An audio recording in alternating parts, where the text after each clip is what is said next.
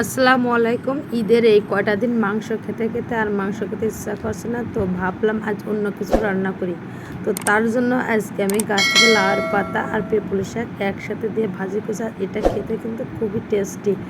তো চলুন তাহলে দেখে নিই। লাউয়ের শাক কিন্তু সবাই পছন্দ করে, আর শাক জাতীয় সব কিছুই কিন্তু কম বেশি শাক পছন্দ করে।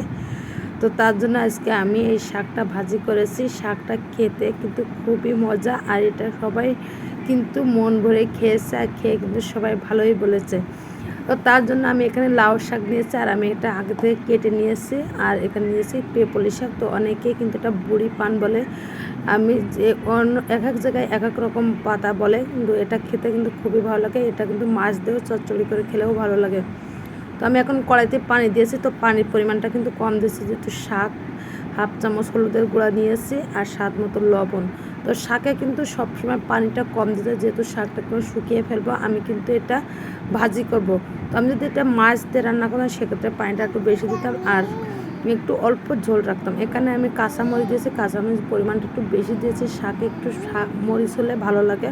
তো আপনার পছন্দ, যদি তেমন পছন্দ আপনার মরিচ খেতে ঠিক তেমনই দেবেন, কম বেশি করে সেটা আপনার পছন্দ অনুযায়ী দিতে পারেন।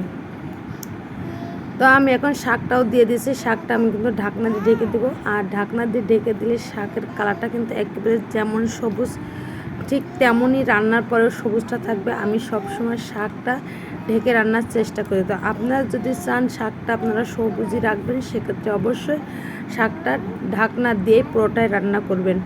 তো আমার কিন্তু পানিটা শুকিয়ে এসেছে, তো দেখতে পাচ্ছেন। আর এটা কিন্তু আর একটু শুকিয়ে নেব, একেবারে শুকিয়ে নেব, তাহলে খেতে কিন্তু বেশি ভালো লাগবে। আমি যদি মাছটা রান্না করতাম সেক্ষেত্রে কিন্তু আমি এতটা শুকাতাম না। তো আমার এটা রান্না শুকানো কমপ্লিট হয়ে গেছে, আমি এখন উঠিয়ে নিচ্ছি। অন্য আরও একটি পাত্র আমি দিয়েছি। এখানে আমি পাত্রটা আমার শুকিয়ে গেলে আমি এখানে তেল দিয়ে দেবো। তেলটা দিয়ে তেলটা একটু গরম করে নেব। তো গরম করে এখানে পেঁয়াজ কুচি আর রসুন কুচি দিয়ে দেবো।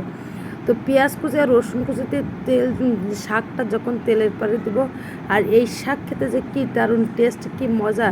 আপনি একবার হলেও কিন্তু এটা বাসাতে রান্না করে খাবেন, আর যখন মাছ মাংস খেতে ভালো লাগে না, এটা খেতে পারেন।